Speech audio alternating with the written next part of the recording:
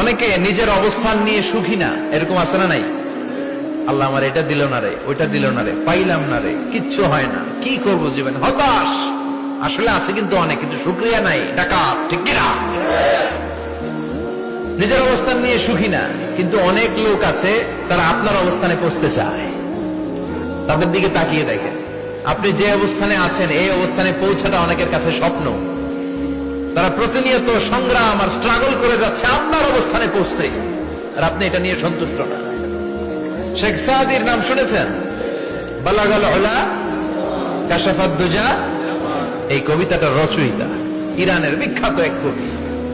উনি একবার আর্থিক সমস্যার মধ্যে দিয়ে সময় কাটাচ্ছেন, টাকা নাই, পয়সা নাই, পায়ে দেওয়ার মতো জুতা নাই।